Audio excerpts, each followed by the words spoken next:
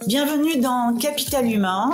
Je suis Magali Siméon, ancienne dirigeante, membre de Comex dans des grands groupes et coach. J'ai vu à quel point les équipes, le capital humain peut transformer une entreprise. Mais la réalité est parfois difficile. Est-ce que vous avez du mal à attirer ou garder les meilleurs talents? Est-ce que vous êtes parfois frustré devant certains départs? Ou est-ce que vous vous demandez combien de vos salariés se lèvent chaque matin avec l'envie de donner le meilleur d'eux-mêmes? Dans ce podcast, nous proposons des histoires inspirantes et vraies, des stratégies concrètes pour transformer votre capital humain en un véritable levier de succès. Alors, est-ce que vous êtes prêt à transformer ou améliorer votre approche? Abonnez-vous et rejoignez-moi chaque semaine pour partager vos défis et célébrer vos succès. La charge mentale, la gestion de nos vies, la gestion de nos attentes sont des sujets qui nous préoccupent beaucoup. Alors, pour cet été, nous avons choisi de rééditer les épisodes sur ce sujet-là que vous avez le plus aimé pour que vous puissiez en profiter une deuxième fois, une troisième fois, autant de fois que vous voulez. Je vous souhaite une très bonne écoute. Nous échangeons chaque minute 38 millions de messages dans le monde. Vous vous rendez compte? 38 millions de messages. Alors aujourd'hui, je reçois Anthony Mahé pour lui demander si ce volume a un impact sur notre charge mentale et donc derrière sur notre santé mentale. Vous allez voir, Anthony va nous parler de cloche, d'écologie, de politesse, de bulle de l'attention, mais tous ces mots regroupés et mis ensemble prennent beaucoup de sens avec une question fondamentale. N'avons-nous pas joué aux apprentis sorciers en déployant des outils sans nous soucier des règles du jeu pour les utiliser? Je vous souhaite une très bonne écoute. Bonjour Anthony, je suis ravie de vous accueillir aujourd'hui sur le podcast Stop à la charge mentale. Est-ce que vous pouvez déjà commencer par nous dire qui vous êtes? Oui, bonjour, donc je suis Anthony Mahé, donc je suis sociologue, spécialiste des questions du numérique, de l'économie de l'attention, et je travaille pour le cabinet Eranos. Je suis associé et directeur de la connaissance. Et Eranos, justement, on est un cabinet qui utilise les sciences humaines pour décrypter les marchés pour les entreprises afin de les aider dans leur transformation, que ce soit sur leur marché, que ce soit en interne du point de vue RH. Alors quand on regarde, quand on vous cherche un peu sur Google, vous avez un titre qui est beaucoup plus romantique, je trouve. Vous êtes sociologue de l'imaginaire. Oui. C'est quoi ce sociologue de l'imaginaire? En fait, on considère que la façon dont on se comporte vis-à-vis de, par exemple, par rapport au digital, par rapport au monde du numérique, c'est que on a des représentations.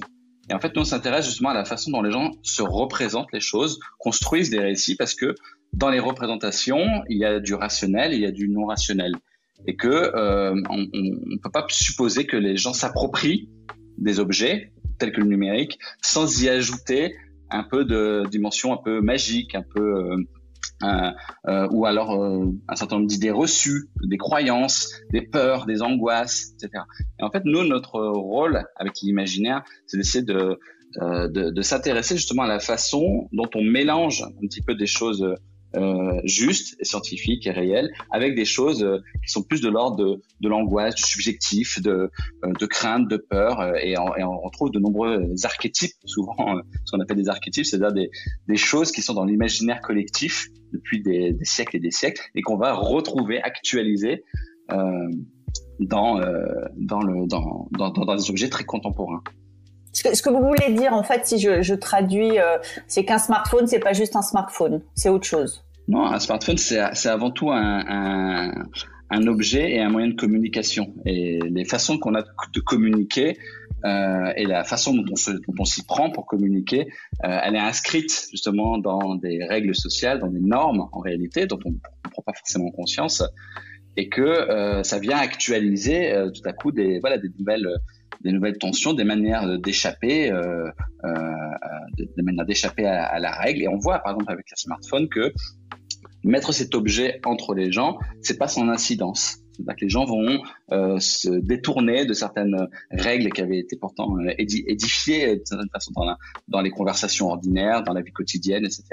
Et tout à coup, voilà, ça vient un peu bouleverser ce qu'on appelle l'ordre social, c'est-à-dire la façon dont les choses se déroulent, font notre vie, et voilà. Et donc ça peut créer des tensions, ça peut créer des conflits, ça peut créer de nouveaux problèmes. Et on va essayer d'identifier justement là-dedans la façon dont un nouvel objet vient tout à coup transformer ce qui était parfaitement établi jusqu'ici, quoi.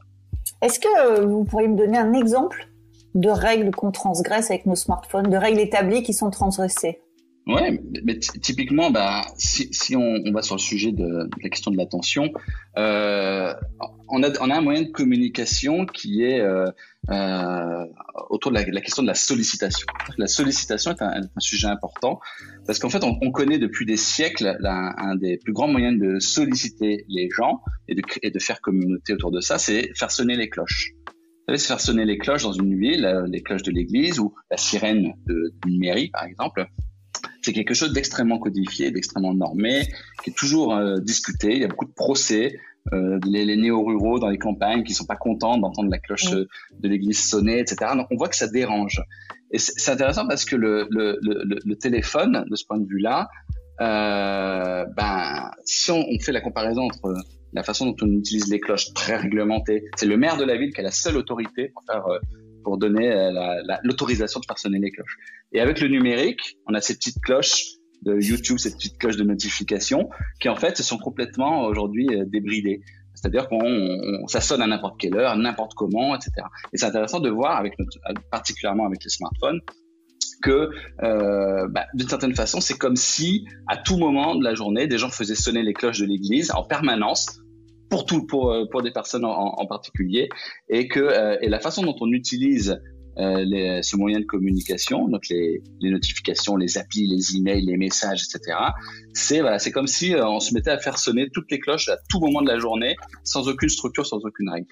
Donc, ce qui a changé, par exemple, avec le numérique en termes de règles, c'est que on se permet de faire sonner les cloches, entre guillemets, à n'importe quel moment, alors que jusqu'ici, ça avait été extrêmement et rigoureusement codifié. Ouais, je comprends. Alors, une de vos expertises porte sur l'économie de l'attention. Est-ce que vous pouvez nous dire ce que c'est que l'économie de l'attention?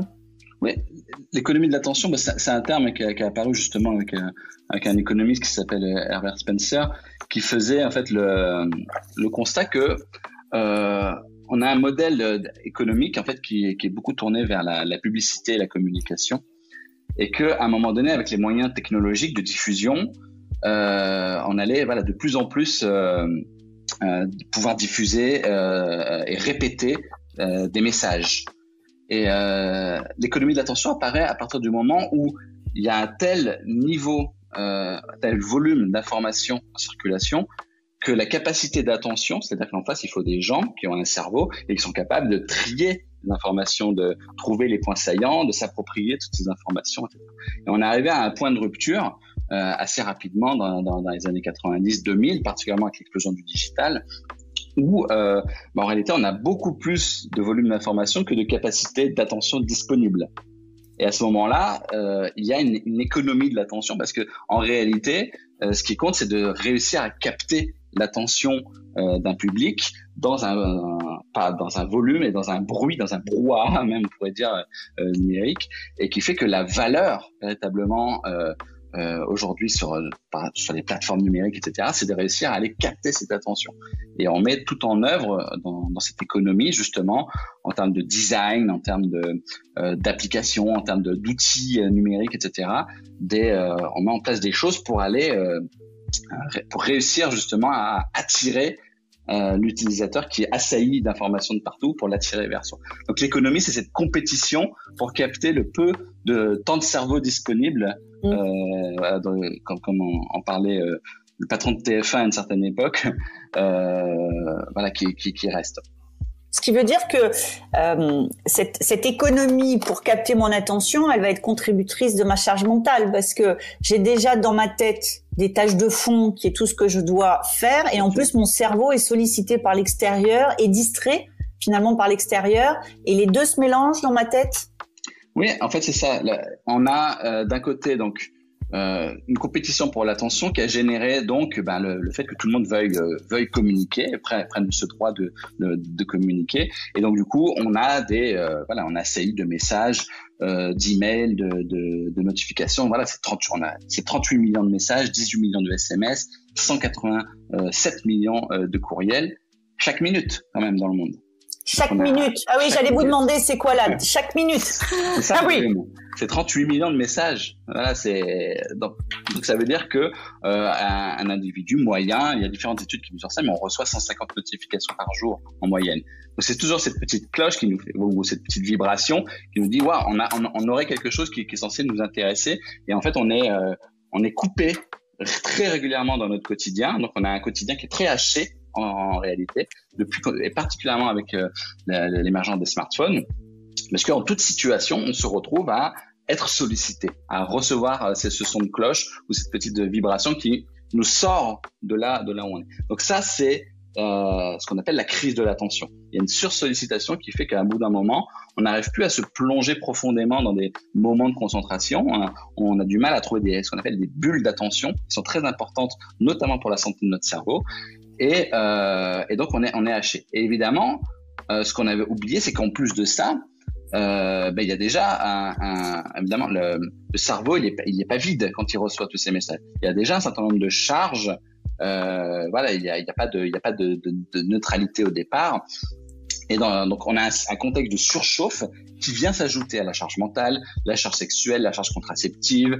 Il n'y a pas de point mort. Donc ces tâches de fond invisibles, plus ou moins importantes, on a montré justement que, et particulièrement pour la question de la charge mentale des femmes aujourd'hui qui est très discutée, cette charge cognitive, etc., que quand on vient solliciter quelqu'un, et c'est là où on voit que les entreprises, les marques, etc., on dit ça ne coûte rien de solliciter, puis après tout, chacun se débrouillera comme il le souhaite pour pas personne. Je n'oblige personne à m'écouter. D'une certaine façon, c'est ce qu'on se dit. Mais en réalité, ce qu'on vient, c'est rajouter une couche supplémentaire à toutes ces charges. Et c'est ça qui fait qu'à un moment donné, des spécialistes qui vont des neurosciences à l'économie, à la sociologie, etc., on se dit là, il y a crise d'attention.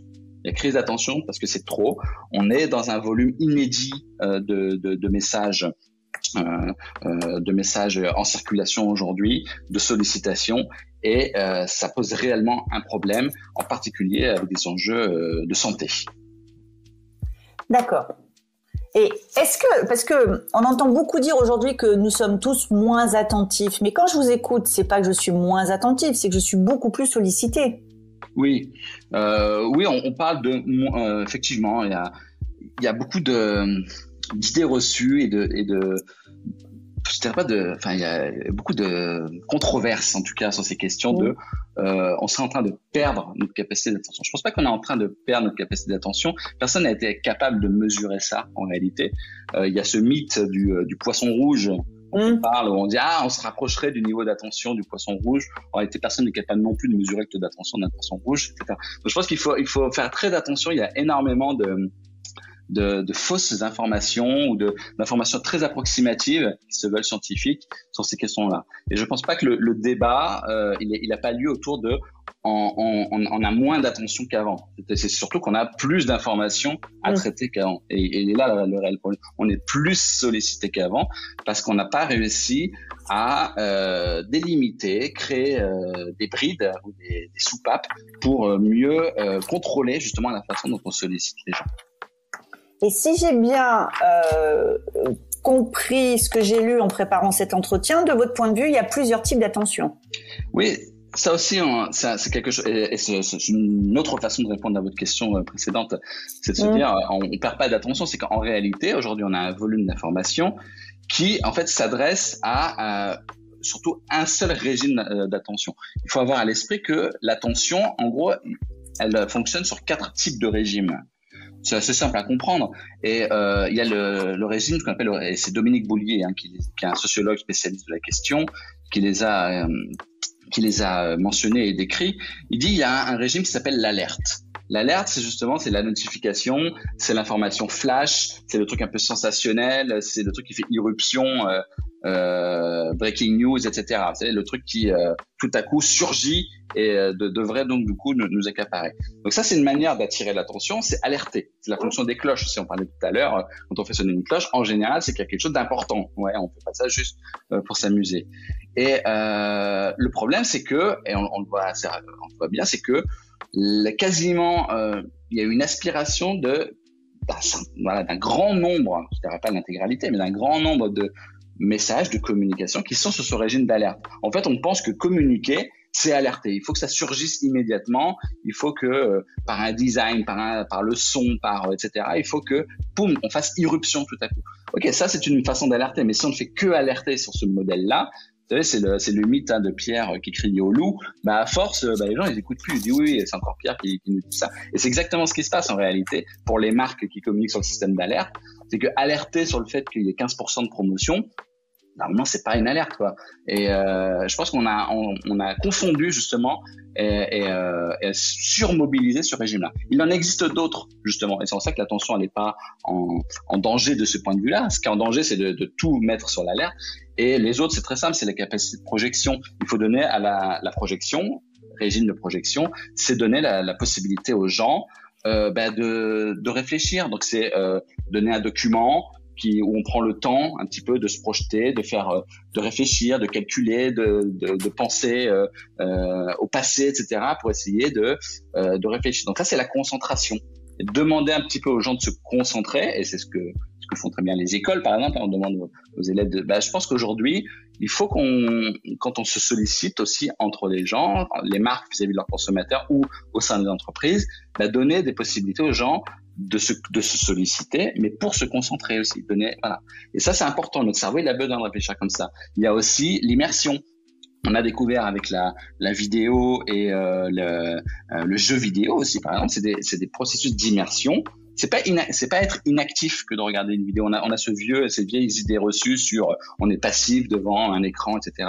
Pas forcément. Il y a des situations, par exemple dans un jeu vidéo, on est en immersion, et l'immersion c'est une forme d'attention, c'est un régime d'attention. Notre cerveau aussi se développe, et du coup ça c'est une façon de développer d'un point de vue cognitif. Et c'est aussi la fonction très très simple et très basique du livre. Le livre permet aussi l'immersion, ou un catalogue, ou de prendre le temps de un petit peu se plonger dans quelque chose. Et le quatrième régime, c'est la fidélité. La fidélité, oui, contrairement à ce qu'on peut croire, c'est un régime d'attention, être fidèle, parce que typiquement c'est l'Église qui a inventé cette forme d'attention. Et on parlait des cloches tout à l'heure, c'est pas pour rien, c'est que justement comment l'Église se rend attentif vis-à-vis de sa communauté, Église ou autre forme de religion, c'est comment on se rend attentif vis-à-vis d'une communauté, comment on la rassemble, comment on la relie. Et c'est par des moments de ritualisation, des rassemblements. Voilà, donc on a l'air, en tout cas, on fait venir les gens. Il y a des moments, il y a des rythmes très particuliers. Voilà, pour faire vivre une communauté. Et c'est pas déstructuré, c'est pas n'importe quand, c'est pas n'importe comment. Ce qui est très différent justement entre une communauté autour de la fidélité d'une communauté comme Instagram où ça va un petit peu dans tous les sens. Voilà, on parle aujourd'hui beaucoup de communautés sur le numérique. Faut faire attention. Il y a peut-être des vraies communautés, mais une communauté elle se caractérise par un rythme très particulier, par de la ritualisation, par de l'itération. Ça se construit dans le temps. Et justement, ça, c'est un des points, en réalité, c'est la question du temps long. Et l'attention, c'est pas que du temps court, c'est pas que du temps saccadé, c'est pas du tout de suite et maintenant, c'est aussi construire dans la longueur, dans le temps long, etc. Et les marques qui, pourtant, semblent très intéressées par la question de la fidélité, elles ont un petit peu oublié que la fidélité, ça se construit d'abord sur le temps long. Et ensuite, peut-être, par des petits systèmes d'alerte, par des moments d'immersion, etc. Je pense qu'en réalité, ce qui se passe, c'est qu'il y a un dérèglement médiatique. On concentre dans la transformation numérique l'énergie de la communication sur les outils numériques parce qu'ils nous paraissent plus rapides, moins coûteux, sans impact, alors qu'ils en ont Effectivement, un impact parce que ils sont demandeurs d'énergie, demandeurs d'attention. Donc c'est de l'extraction d'attention, c'est de l'extraction aussi d'énergie environnementale, parce que tout ça fonctionne pas magiquement. Le numérique, ça a un coût, et à chaque fois qu'on envoie un email, ça a une empreinte carbone, cet email. Et je pense qu'on a oublié justement que on avait une certaine responsabilité vis-à-vis des médias qu'on utilise. Et c'est la crise de l'attention, pour moi, c'est ce dérèglement médiatique qui fait que par facilité, par confort, on va se focaliser sur l'alerte par le numérique parce que c'est beaucoup plus simple. Mais en réalité, ça pose un certain nombre de problèmes. Donc ça veut dire que je suis employeur, je veux prendre soin de mes salariés, j'ai intérêt à travailler sur une pédagogie de la communication, c'est-à-dire ce qu'on n'a jamais fait finalement, puisque ces nouveaux outils sont arrivés comme une espèce de génération spontanée. J'ai jamais vu quelqu'un prenait le temps de structurer une pédagogie d'utilisation. Et donc, en fait, cette pédagogie de l'utilisation, elle permettrait de prendre soin de ses salariés et elle aura aussi un impact écologique. Oui, tout à fait. Et je pense que c'est important d'avoir cette vision globale des choses. Je pense quand ces outils sont arrivés, effectivement, on a très rapidement pensé que c'était une transition. Qu'en fait, on avait des médias avant, et que maintenant, on avait des nouveaux médias qui allaient les remplacer. Que dire, évidemment que l'email va remplacer le courrier, la lettre, etc. Et je pense que ça a été la principale erreur, c'est de considérer que ce nouveau média avait la capacité de remplacer stricto sensu les anciens médias. Il ne le peut pas pour une très bonne raison. C'est parce que communiquer, c'est pas simplement émettre un message envers un récepteur. C'est pas le message uniquement qui compte, c'est pas son contenu. De ce point de vue, parce qu'on pourrait se dire, finalement, je dis la même chose par email ou par courrier ou par SMS. C'est quoi la différence? En fait, c'est très différent parce que l'expérience qu'on fait du média, en particulier, elle est très différente. Et que c'est pas là du tout la même chose, par exemple, de recevoir une lettre par courrier que de recevoir le même contenu par email. Pourquoi? Parce que quand je reçois tous ces emails, quand je reçois un email, j'en reçois pas un, j'en reçois plein. Et que déjà, il faut commencer à se concentrer sur comment je vais rentrer à l'intérieur de chacun d'entre eux, à quel moment, puisque à chaque fois que je commence une lecture, je suis déjà happé par quelque chose, par une autre sollicitation, etc. Souvent, on fait ça, on consulte les messages numériques en faisant d'autres activités. Donc, on a cette capacité à chevaucher des activités les unes avec les autres. Je suis dans une réunion, je lis rapidement mon mail tout en écoutant celui qui parle. Donc on essaie d'être multitasking, et en réalité c'est ça qui nous rend malade entre guillemets. On n'est pas multitasking, on n'est pas multitâche. Notre cerveau ne sait pas faire deux choses en même temps, et c'est ça qui va lui donner cette impression de déborder. Et voilà l'erreur qu'on a fait avec ces outils numériques et la pédagogie qu'il faudrait installer. Ce sont des nouveaux médias qui ont une certaine utilité. Et je pense qu'il faut pas penser que ça a exactement la même utilité que le média d'avant. Donc il faut penser à quoi ça sert d'envoyer un mail, à quoi ça sert de mettre prioritaire sur l'email, etc. Ouais. Je pense à quoi ça sert de mettre en copie. À quoi ça sert de mettre en copie? Ça c'est une grande... Parce qu'en fait, quand on regarde de près, la façon dont on communique, les usages, en fait, ils sont déresponsabilisés. C'est-à-dire, j'envoie parce que ça coûte rien. Et en fait, si ça a un coût, sauf que celui qui va payer, c'est celui qui va recevoir derrière. Il va recevoir et c'est à lui de savoir, je suis en copie. Alors, du coup, quel est mon niveau d'implication là-dedans? À quel point je dois y rentrer? Et en fait, c'est ça le problème. C'est pas le message qui est à l'intérieur, c'est de savoir qui je suis dans son message.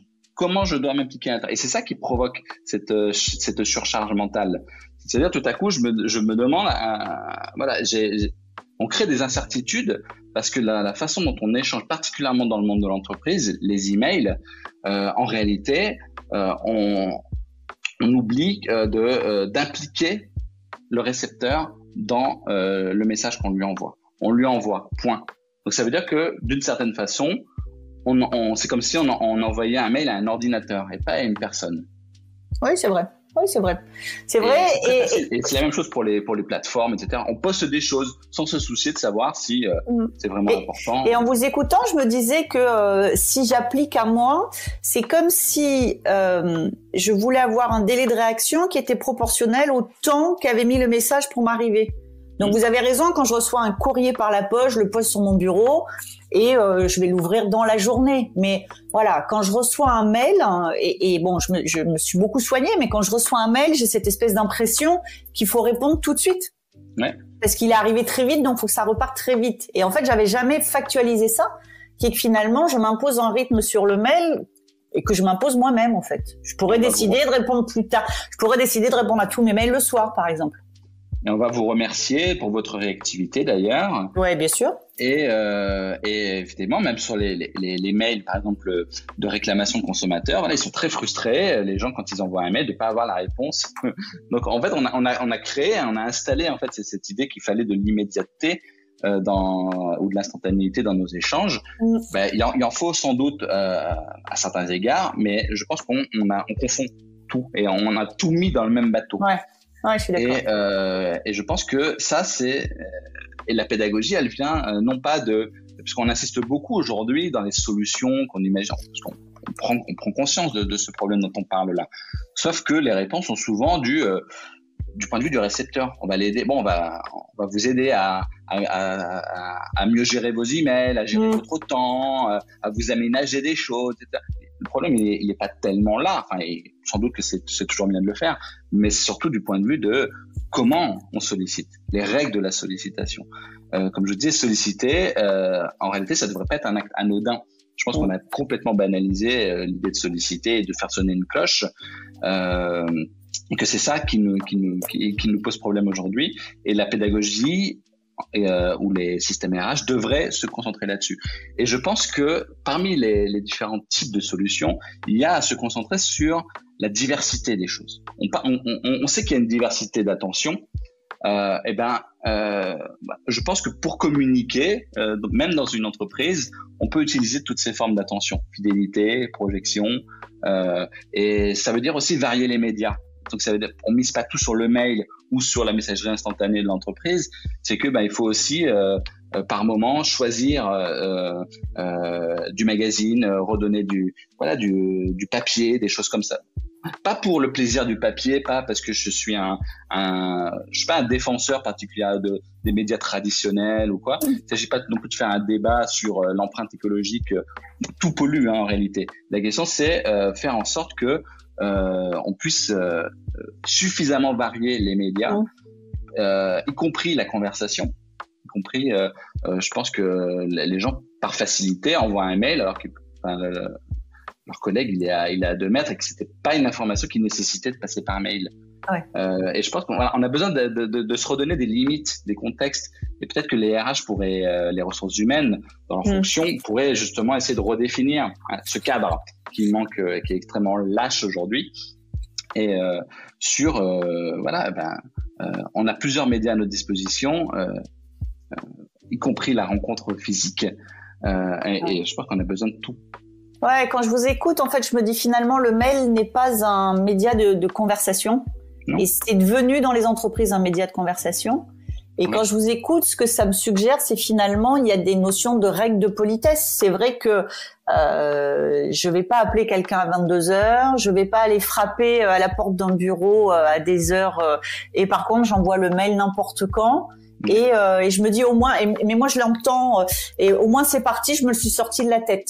Et en fait, ce qu'on se dise pas, c'est que ok, c'est parti, je me le suis sorti de la tête, mais que le fait qu'il puisse exister, je crée autre chose dans la tête de quelqu'un d'autre. Oui, et qui lui va peut-être avoir ce même problème de dire je ne serai pas tranquille tant que j'aurai pas traité ce message-là, bien sûr.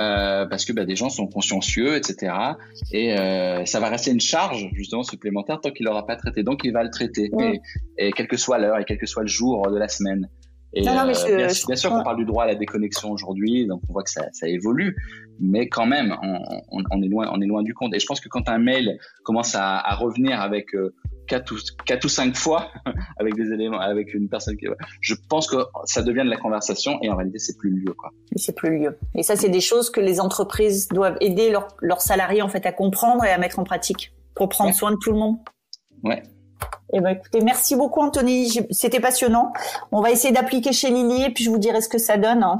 Mais en tout cas, merci pour votre rapport. Merci à vous. Et à bientôt, peut-être, hein.